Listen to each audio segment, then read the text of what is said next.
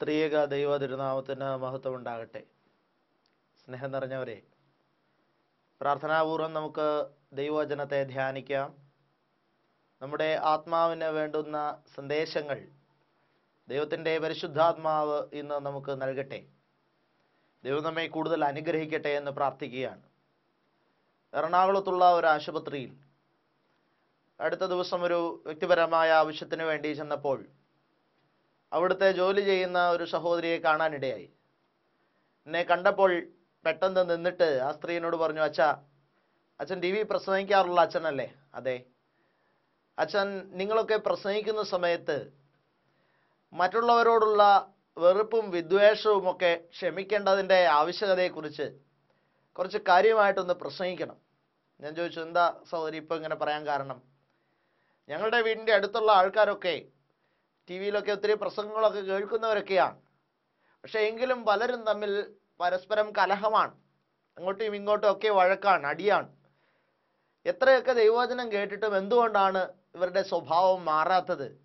അതുകൊണ്ട് അച്ഛൻ ആ ഒരു വിഷയത്തെക്കുറിച്ച് കൂടുതൽ ശക്തമായി പ്രസംഗിക്കണമെന്ന് എന്നോട് ആവശ്യപ്പെട്ടു.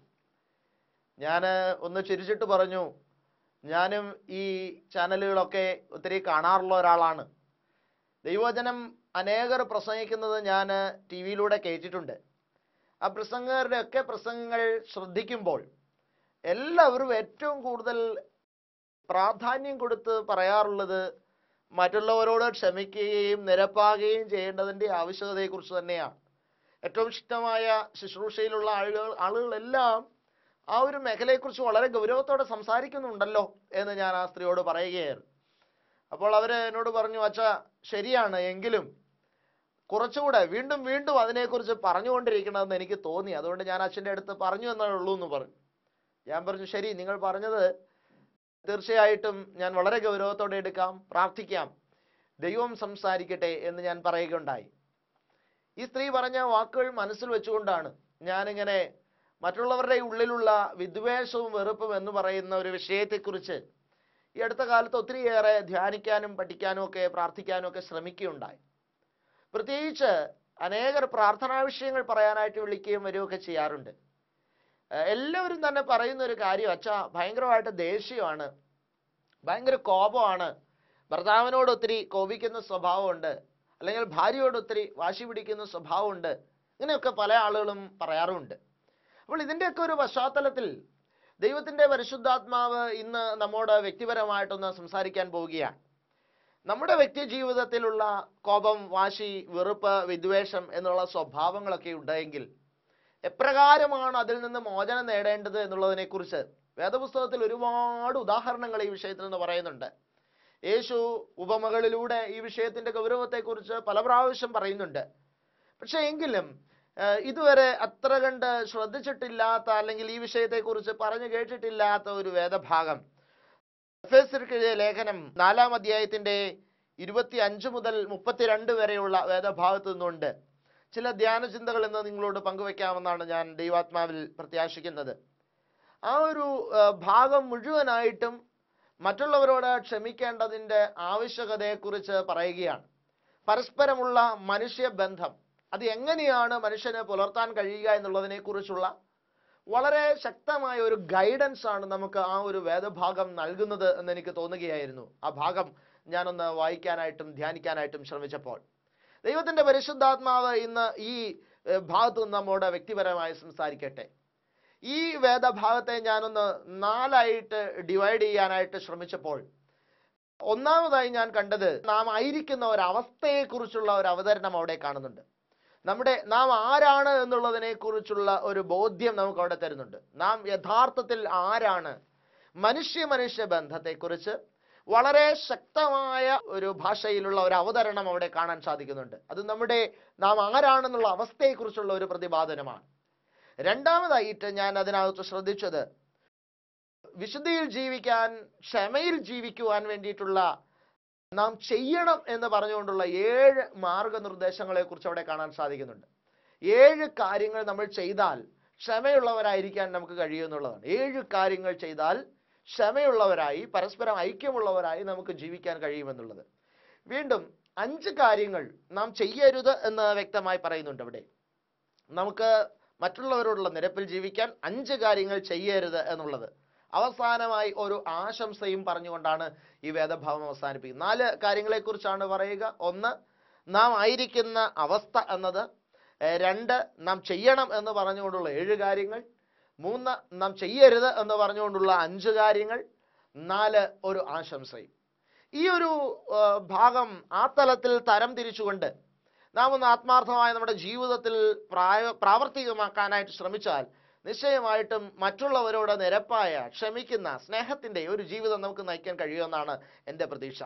ഒന്നാമതായി അവസ്ഥയെക്കുറിച്ച് ദൈവം എന്ത് പറയുന്നു? നാം ആരാണ്?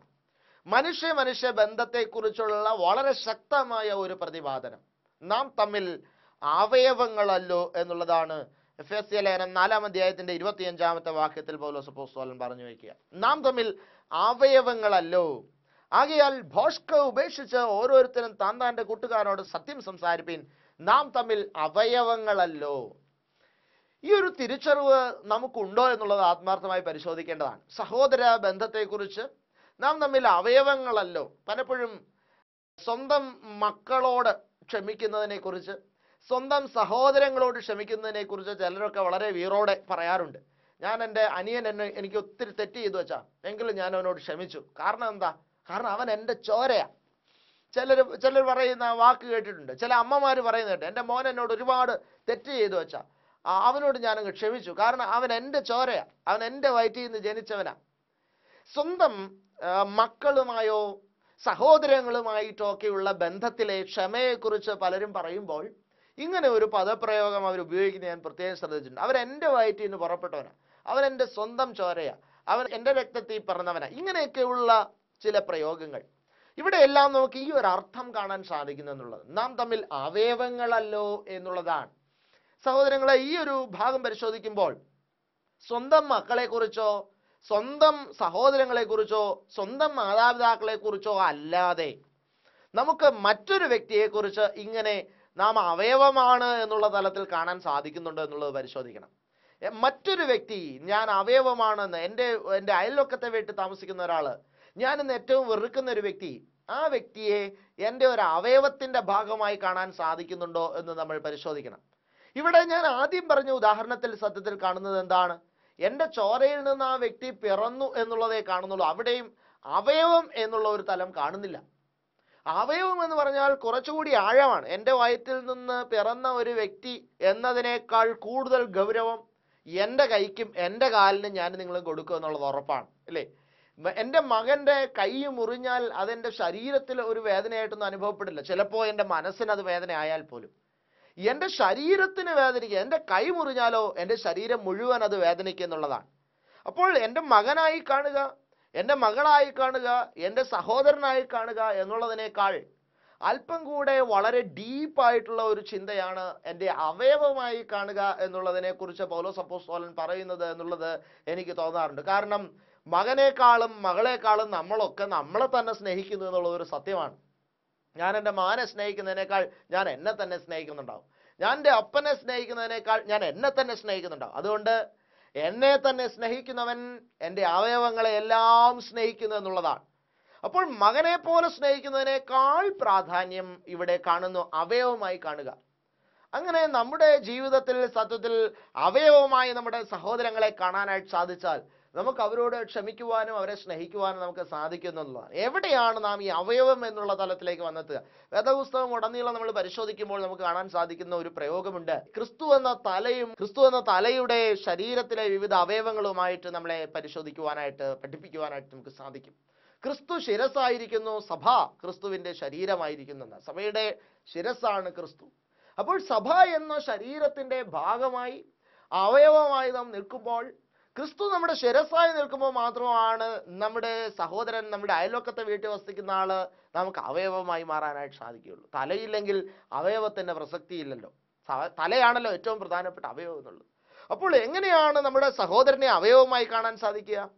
ക്രിസ്തു നമ്മുടെ ശിരസ്സായി ഏത് നിമിഷം മാറുന്നുവോ ആ നിമിഷം നമ്മുടെ സഹോദരങ്ങൾ അവയവങ്ങളായി നമുക്ക് കാണുവാനായിട്ട് സാധിക്കും. ഈ ഒരു ഉൾക്കാഴ്ച നിന്നുകൊണ്ട് നമുക്ക് പ്രവർത്തിക്കുവാനായിട്ട് സാധിക്കണം. ക്രിസ്തുവിനെ നമ്മുടെ ശിരസ്സായി വഹിച്ചുകൊണ്ട് നമ്മുടെ സഹോദരങ്ങളോട് രമ്യപ്പെടുവാൻ, അവരെ ഒരു അവയവമായി കണ്ടുകൊണ്ട് അവരോട് ക്ഷമിക്കുവാൻ നമുക്ക് സാധിക്കട്ടെ എന്നുള്ള സന്ദേശമാണ് ദൈവത്തിൻ്റെ പരിശുദ്ധാത്മാവ് ഇവിടെ നമുക്ക് നൽകുന്നത് എന്നതാണ്. രണ്ടാമതായിട്ട് ഞാൻ നിങ്ങളോട് പറയാൻ ഉദ്ദേശിക്കുക, ചെയ്യണം എന്ന് പറഞ്ഞുകൊണ്ട് ക്രിസ്തു പറഞ്ഞിട്ടുള്ള 7 കാര്യങ്ങൾ ഈ വേദഭാഗത്ത് നമുക്ക് കാണാനായിട്ട് സാധിക്കുന്നുണ്ട്. എന്തൊക്കെയാണ് 7 കാര്യങ്ങൾ? ഒന്നാമതായി നമുക്ക് നോക്കാം, ഭോഷ്ക് ഉപേക്ഷിക്കണമെന്നാണ് യേശു പറയുന്നത്. രണ്ടാമതായിട്ട് പറയുന്നു, സത്യം സംസാരിക്കണം യേശു പറയുന്നു. മൂന്നാമതായിട്ട് മുട്ടുള്ളവന് ദാനം ചെയ്യണം മൂന്നാമത് പറയുന്നു. നാലാമതായിട്ട് നല്ലത് പ്രവർത്തിച്ച് അധ്വാനിക്കണം നാലാമത് പറയുന്നുണ്ട്. അഞ്ചാമതായിട്ട് ദയ ഉണ്ടാകണം യേശു പറയുന്നുണ്ട്. ആറാമതായിട്ട് മനസ്സലിവ് ഉണ്ടാകണം. ഏഴാമതായിട്ട് ക്രിസ്തു ക്ഷമിച്ചതുപോലെ ക്ഷമിക്കണം. 7 തരത്തിൽ നാം പ്രവർത്തിച്ചാൽ നമുക്ക് ക്ഷമയുള്ളവരായി, 7 കാര്യങ്ങൾ നമ്മൾ ചെയ്താൽ നാം ക്ഷമയുള്ളവരായി തീർന്നു എന്നാണ് കർത്താവ് പറയുക. ഒന്നൊന്നായിട്ട് നമുക്ക് വെറുതെ വളരെ പെട്ടെന്ന് നോക്കാം. ഒന്ന്, ഭോഷ്ക് ഉപേക്ഷിക്കണം എന്നുള്ളതാണ്. ഭോഷ്ക് ഉപേക്ഷിക്കുക എന്ന് പറഞ്ഞാൽ സത്യത്തിൽ എന്താണ് അതുകൊണ്ട് ഉദ്ദേശിക്കുക? നമ്മൾ ഒത്തിരിയേറെ ഉള്ളിൻ്റെ ഉള്ളിൽ ഭോഷ്ക് സംസാരിക്കുന്ന, ആവശ്യമില്ലാത്ത ചിന്തകൾ ചിന്തിച്ചു കൂട്ടുന്ന സ്വഭാവമുള്ള വ്യക്തികളാണെങ്കിൽ അവിടെ കർത്താവ് പറയാണ് ഭോഷ്ക് ഉപേക്ഷിക്കണം എന്നുള്ളതിനെ കുറിച്ച്. നമ്മുടെ മനസ്സിൽ അനാവശ്യമായി ചിന്തിക്കുന്ന ആൾക്കാർ, ചിലരുടെ സ്വഭാവം കണ്ടിട്ടുണ്ട്. എന്തെങ്കിലും ഒരു ഇൻസിഡന്റ് ഉണ്ടായാൽ അതിനെക്കുറിച്ച് അനാവശ്യമായ ചിന്തകൾ വളർത്തിയെടുക്കുന്നതായിട്ട് കാണാൻ സാധിക്കുന്നു. അവൻ അതുകൊണ്ടാണ് അങ്ങനെ പ്രവർത്തിച്ചത്. ചിലപ്പോൾ ആ വ്യക്തി മനസ്സോടെ അറിയാതെ ചെയ്ത ഒരു കാര്യമായിരിക്കാം, എന്നാലും അവൻ അങ്ങനെയാ ചെയ്തത്. ഒരു വ്യക്തിയുടെ സാഹചര്യം കൊണ്ട് ഒരാൾ ചെയ്തു പോയതായിരിക്കാം. അതോ നമ്മൾ ചിന്തിക്കുകയാണ് അത് അങ്ങനെയാണ് ചെയ്തത്. ഈയിടെ വളരെ ശക്തമായ ഒരു കുടുംബ പ്രശ്നം ഇടപെട്ടപ്പോൾ ആ കുടുംബത്തിലെ മുഴുവൻ പ്രശ്നങ്ങളുടെ അടിസ്ഥാന കാരണമായിട്ട് എനിക്ക് മനസ്സിലാക്കാൻ സാധിച്ചത് അവരുടെ ഉള്ളിലുള്ള ഈ അനാവശ്യമായ ഭോഷ്ക് നിറഞ്ഞ ചിന്താഗതികളാണ്. ചെയ്യാത്ത തിന്മയെക്കുറിച്ച് അനാവശ്യമായി ഭാവന കാണുകയാണ്. ഭാവന കണ്ട് നമ്മൾ തന്നെ അങ്ങ് തീരുമാനിക്കുകയാണ് ആ വ്യക്തി ഇന്നതുകൊണ്ടാണ്. ഇന്ന് ഒരാൾ ഈയിടെ എന്നോട് പറഞ്ഞു, അച്ഛാ അവൻ എന്നെ കണ്ടപ്പോൾ എൻ്റെ മുഖത്ത് പോലും നോക്കിയില്ല. എന്താ അതിൻ്റെ കാരണം എന്നറിയാവോ? ഞാൻ അന്ന് അവനോട് പറഞ്ഞ ഒരു കാര്യം അവൻ്റെ മനസ്സിലുണ്ട്, അതിനെക്കുറിച്ച് ഓർത്തിട്ടാണ് അവൻ മുഖത്ത് പോലും നോക്കാതിരുന്നത്. ഈ മനുഷ്യൻ പറഞ്ഞ ആളെ ഞാൻ അതിൻ്റെ തൊട്ടടുത്ത ദിവസം കണ്ടു. ഞാൻ അദ്ദേഹത്തോട് വളരെ സൂത്രത്തിൽ ഞാനൊന്ന് ചോദിക്കാനായിട്ട്, സത്യത്തിൽ ആ കാരണം കൊണ്ടാണോ ഈ മനുഷ്യൻ ഇദ്ദേഹത്തെ മൈൻഡ് ചെയ്യാതിരുന്നത്? ആ പാവം മനുഷ്യൻ ഇയാൾ അവിടെ വന്നതായിട്ട്, ഇയാളെ കണ്ടതായിട്ട് അറിഞ്ഞുപോലുമില്ല. സത്യത്തിൽ മറ്റെന്തോ ചിന്തിച്ച് നടന്ന ഒരു വ്യക്തിയാണ് ഇദ്ദേഹം. ചിന്തിച്ച് നടന്ന സമയത്ത് തൻ്റെ അടുത്ത് ഈ മനുഷ്യൻ നിന്ന് ഇദ്ദേഹം കണ്ടില്ലായിരുന്നു. അതായിരുന്നു സത്യത്തിലുണ്ടായത്. പക്ഷെ ഇദ്ദേഹം അതുകൂടെ ഭാവന വിചാരിച്ച് അനാവശ്യമായ ഭാവനകൾ ഉണ്ടാക്കി ആ വ്യക്തിയെ തെറ്റിദ്ധരിക്കുകയാണ്. പലപ്പോഴും ഇത് നമ്മുടെ സ്വഭാവത്തിൻ്റെ ഒരു പ്രത്യേകതകളാണെന്ന്. ഒരാൾ ചിന്തിക്കാത്ത കാര്യങ്ങൾ ഭാവന കണ്ട് അത് അങ്ങനെയാണ് എന്ന് തീരുമാനിച്ച് ആ വ്യക്തിയെ വെറുക്കുന്ന സ്വഭാവം, ഇത് സത്യത്തിൽ ഭോഷ്ക് ചിന്തിക്കുന്ന ഒരു സ്വഭാവമല്ലേ? ഈ സ്വഭാവത്തിൽ നമ്മൾ പുറത്തു വന്നാൽ മാത്രമാണ് ദൈവം ആഗ്രഹിക്കുന്നത് പോലെ വിശുദ്ധിയിൽ ജീവിക്കാൻ നമുക്ക് സാധിക്കുകയുള്ളൂ എന്നുള്ളതാണ്. രണ്ടാമതായിട്ട് ക്രിസ്തു പറയുന്നത് സത്യം സംസാരിക്കണം. സത്യം സംസാരിക്കണം. നമ്മൾ അങ്ങനെയാണോ എന്ന് ആത്മാർത്ഥമായിട്ടൊന്ന് പരിശോധിക്കുക. സത്യം സംസാരിക്കുന്ന സ്വഭാവം നമുക്കുണ്ടോ? അനാവശ്യമായ നുണകൾ നമ്മളുടെ നാവിൽ നിന്ന് പുറത്തു വീഴുന്ന ഒരു സ്വഭാവം നമുക്കുണ്ടോ എന്ന് നമ്മൾ പരിശോധിക്കണം. ചില ആൾക്കാർ പറയും ഒരു അവസരത്തിൽ നിന്ന് രക്ഷപ്പെടാൻ കൊച്ചു നുണകൾ പറയുന്നതൊക്കെ നല്ലതാണ് എന്ന്. എൻ്റെ സഹോദരങ്ങളെ, നിങ്ങൾ ആത്മാർത്ഥമായി ചിന്തിക്കുക, അത് നല്ലതാണോ എന്ന് തന്നെ ചിന്തിക്കുക. അനാവശ്യമായ നുണകൾ നമ്മൾ സംസാരിക്കുമ്പോൾ, നമ്മൾ നുണ സംസാരിക്കുമ്പോൾ അത് നമ്മുടെ മനസ്സാക്ഷിയെ തന്നെ നോവിക്കുന്നു എന്നുള്ളതാണ്. എൻ്റെ വ്യക്തി ജീവിതത്തിൽ എനിക്ക് പലപ്പോഴും അനുഭവം ഉണ്ടായിട്ടുണ്ടത്. ചില സമയത്ത് അറിയാതെ നാവിൽ നിന്ന്, ചിലപ്പോൾ ശ്രദ്ധിച്ച് മനഃപൂർവ്വമായിരിക്കാം കേട്ടോ, അറിയാതെ എന്ന് ഞാൻ പറയുന്നില്ല, ചിലപ്പോൾ മനഃപൂർവ്വമായിരിക്കാം, ചില അവസരങ്ങളിൽ നിന്ന് രക്ഷപ്പെടാൻ ഒരു നുണ പറഞ്ഞു കഴിഞ്ഞാൽ പിന്നീട് അത് നമ്മുടെ മനസ്സിനെ നിരന്തരമായി അസ്വസ്ഥതപ്പെടുത്തിക്കൊണ്ടിരിക്കും എന്നുള്ളതാണ്. നമ്മുടെ വിശുദ്ധ ജീവിതത്തിന് എവിടെയോ കളങ്കം വന്ന ഒരു തോന്നൽ ശക്തമായി നമ്മുടെ മനസ്സാക്ഷിയിൽ ഉണ്ടായിക്കൊണ്ടിരിക്കുന്നതാണ്. സത്യം സംസാരിക്കാത്ത, എപ്പോഴും നുണ പറയുന്ന സ്വഭാവമുള്ള ഒരു വ്യക്തിയുടെ മനസ്സാക്ഷി മരവിച്ചു പോകുമെന്നുള്ളത് ഒരു യാഥാർത്ഥ്യമാണ്. അതുകൊണ്ട് സത്യം സംസാരിക്കുക, അനാവശ്യമായ നുണകൾ ഒഴിവാക്കുക. ഒരുപക്ഷെ ആ ഒരു സത്യം സംസാരിക്കുമ്പോൾ നിങ്ങൾക്ക് ആ സമയത്ത് അത് വലിയ ദോഷം ഉണ്ടാക്കിയേക്കാം. പക്ഷേ എങ്കിലും നിങ്ങൾ തിരിച്ചറിയണം, നാളെകളിൽ നിങ്ങളുടെ മനസ്സിന് സ്വസ്ഥമായിരിക്കാൻ ഏറ്റവും നല്ലത് നിങ്ങൾ എപ്പോഴും സത്യം സംസാരിക്കുന്നതാണ്. ഈ ഒരു തിരിച്ചറിവ് നിങ്ങളുടെ മനസ്സിനെ ഭരിക്കണമെന്നുള്ളതാണ്. മൂന്നാമത് ചെയ്യണമെന്ന് പറയുന്നത് ഇങ്ങനെയാണ്, കള്ളൻ കക്കാതെ മുട്ടുള്ളവന് ദാനം ചെയ്യണമെന്നാണ്.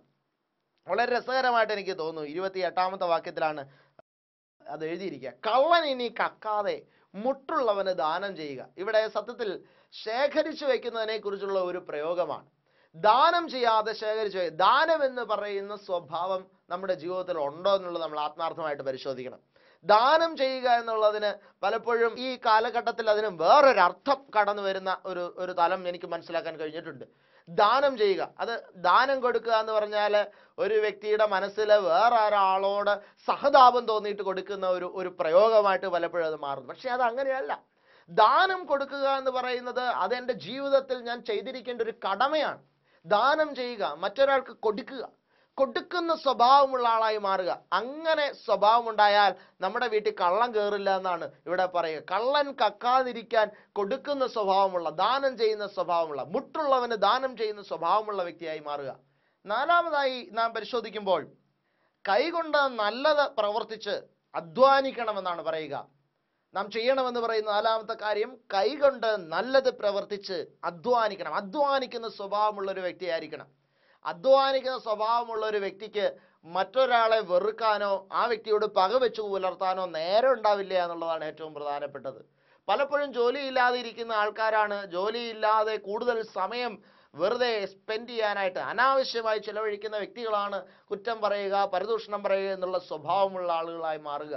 നല്ല പ്രവർത്തികൾ കൈകൾ കൊണ്ട് ചെയ്ത് ഒത്തിരിയേറെ അധ്വാനിക്കുന്ന സ്വഭാവം നമുക്കുണ്ടായെങ്കിൽ നിശ്ചയമായിട്ടും വിശുദ്ധിയിൽ നിലനിൽക്കാനായിട്ട് കഴിയുമെന്നുള്ള, ക്ഷമയോടെ നിലനിൽക്കാൻ കഴിയുമെന്നുള്ള സന്ദേശമാണ് കർത്താവ് നമുക്കിവിടെ നൽകുന്നത് എന്നുള്ളതാണ്. അഞ്ചാമതായിട്ട് ചെയ്യണമെന്ന് പറയുന്നത് ദയ ഉണ്ടാകണം. ദയയുള്ള വ്യക്തികളായിരിക്കണം. മനുഷ്യരോട്, സഹജരോട് ദയ എന്ന് പറയുന്ന സ്വഭാവം നമ്മുടെ ഉള്ളിൽ ഉണ്ടെങ്കിൽ നിശ്ചയമായിട്ടും നമുക്ക് മറ്റുള്ളവരെ സ്നേഹിക്കുവാൻ കഴിയുമെന്നുള്ള സന്ദേശമാണ്. ദയയില്ലാത്തവരാണ് ഉള്ളിൽ പകവെച്ച് പുലർത്തുക. പക, കയ്പ് ഉള്ളിലുണ്ടെങ്കിൽ ആ വ്യക്തിയുടെ മനസ്സിൽ ദയ ഉണ്ടാവില്ല. അതുകൊണ്ടെന്ന് നിങ്ങൾ ദയുള്ളവരായിരിക്കാൻ ശ്രദ്ധിക്കുവിൻ എന്ന് കർത്താവ് പറയുന്നു. ആറാമതായി മനസ്സലിവ് എന്ന് പറയുന്ന സ്വഭാവം നമുക്കുണ്ടായിരിക്കണം. മനസ്സലിവുള്ളവരായിരിക്കണം. അതുണ്ടോ? മറ്റുള്ളവരോട് അലിവ് തോന്നുന്ന സ്വഭാവം നമുക്കുണ്ടോ? ഇത് നമ്മൾ പരിശോധിക്കുക. പലപ്പോഴും ഇന്ന് അനേകരുടെ മനസ്സിന് ഈ ഒരു സ്വഭാവം ഇല്ലാതെ ആയിരിക്കുകയാണ്. മറ്റുള്ളവരോട് അലിവ് തോന്നുന്ന മനസ്സിന്റെ ഒരു അലിവ് എന്ന് പറയുന്ന സ്വഭാവം ഇല്ലാതെയായിരിക്കുന്നു. നമുക്കിതുണ്ടോ എന്ന് പരിശോധിക്കണം. ഏഴാമതായി ദൈവം ക്ഷമിച്ചതുപോലെ ക്ഷമിക്കണമെന്നാണ് പറയുക. എങ്ങനെയാണ് ദൈവം ക്രിസ്തുവിൽ ക്ഷമിക്കുക? യേശുവിന്റെ ക്രൂശ് മരണത്തിലൂടെ ദൈവം മനുഷ്യകുലത്തിന്റെ മുഴുവൻ പാപങ്ങൾ ക്ഷമിക്കുകയായിരുന്നു. യേശുവിന്റെ കുരിശിലെ മരണത്തിന്റെ അവകാശത്താലാണ് ദൈവം മനുഷ്യനോട് ക്ഷമിച്ചത്. അതേ സഹോദരങ്ങളെ, മറ്റുള്ളവരോട് യഹോവയായ ദൈവം ക്ഷമിക്കാൻ വേണ്ടി ക്രിസ്തുവിനെ പോലെ നാം മറ്റുള്ളവർക്ക് വേണ്ടി സഹനങ്ങൾ ഏറ്റെടുക്കാൻ തയ്യാറാകണം. അങ്ങനെയാണ് ക്ഷമയുടെ ആഴമായ തലത്തിലേക്ക് വളരുവാൻ നമുക്ക് സാധിക്കുക. ഇപ്രകാരം 7 കാര്യങ്ങൾ ചെയ്യണമെന്ന് പറയുമ്പോൾ 5 കാര്യങ്ങൾ ചെയ്യരുത് എന്ന് പറയുന്നുണ്ട്. അതെന്തൊക്കെയാണ്? 1, പാപം ചെയ്യരുത് എന്ന് പറയുന്നു. 2, കോപം വെച്ചുകൊണ്ടിരിക്കരുത് എന്ന് പറയുന്നു. നമ്മൾ ശ്രദ്ധിക്കേണ്ട ഒരു മേഖലയാണ് രണ്ടാമത്തേത്. ഇങ്ങനെ എഴുതിയിരിക്കുക, സൂര്യൻ അസ്തമിക്കുവോളം നിങ്ങളുടെ കോപം വെച്ചുകൊണ്ടിരിക്കരുത്. പലപ്പോഴും കോപം എന്ന് പറയുന്നത് പലരുടെയും മനസ്സിന് ഏറെ സങ്കടമുള്ള ഒരു സ്വഭാവമാണ്. നിങ്ങൾ ഇന്ന് പരിശോധിക്കുക, നിങ്ങൾക്ക് അങ്ങനെ ഒരു സ്വഭാവമുണ്ടോ? യേശു പറയുന്നു, സൂര്യൻ അസ്തമിക്കുവോളം അത് വെച്ചുകൊണ്ടിരിക്കരുത്. ഉറങ്ങുന്നതിന് മുൻപ് നിങ്ങളുടെ കോപം നിങ്ങൾ അവസാനിപ്പിച്ചിരിക്കണം. ഏത് പ്രശ്നത്തിന്മേൽ വഴക്കുണ്ടായാലും അന്നത്തെ ദിവസം ഉറങ്ങുന്നതിന് മുമ്പ് നിങ്ങൾ തീർത്തിരിക്കണമെന്നാണ് പറയുക. 3, പിശാചിന് ഇടം കൊടുക്കരുത്. 4, നല്ല വാക്കല്ലാത്തതൊന്നും വായിൽ നിന്ന് പുറപ്പെടരുത്. അനാവശ്യമായ സംഭാഷണങ്ങളെ കുറിച്ച് കർത്താവ് പറയുക. ആവശ്യമില്ലാതെ നല്ലതല്ലാത്ത വാക്കുകൾ ഇങ്ങനെ പറഞ്ഞുകൊണ്ടിരിക്കുന്ന സ്വഭാവം നമുക്കുണ്ടെങ്കിൽ അത് നിർത്തണമെന്ന് തമ്പുരാൻ പറയുന്നു. 5, പരിശുദ്ധാത്മാവിനെ ദുഃഖിപ്പിക്കരുത്. ഈ വക ചെയ്യുന്ന ആൾക്കാർ പരിശുദ്ധാത്മാവിനെ ദുഃഖിപ്പിക്കുന്നവരാണ് എന്ന് നമ്മൾ മനസ്സിലാക്കുകയാണ്. ഇതെല്ലാം പറഞ്ഞു വെച്ചിട്ട് യേശുദമ്പുരാനൊരു ആശംസയും പറഞ്ഞാണ് അത് നിർത്തുക. എന്താണ്?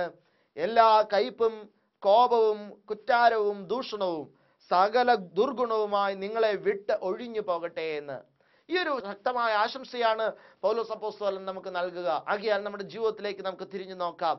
ജീവിതത്തിൽ ക്രിസ്തു പറഞ്ഞിട്ടുള്ള, പൗലോസ് അപ്പോസ്തലൻ വഴി ദൈവത്തിന്റെ പരിശുദ്ധാത്മാവ് നമ്മെ പഠിപ്പിക്കുന്ന ഈ സന്ദേശങ്ങളെ നാം ഉൾക്കൊണ്ടുകൊണ്ട് മറ്റുള്ളവരോട് നിരപ്പുള്ളവരായി ജീവിക്കുവാൻ, ക്ഷമയുടെ ശക്തമായ സ്വഭാവം ജീവിതത്തിൽ പ്രാവർത്തികമാക്കുവാൻ ദൈവത്തിന്റെ പരിശുദ്ധാത്മാവ് നമ്മളെ സഹായിക്കട്ടെ എന്ന് പ്രാർത്ഥിച്ചുകൊണ്ട്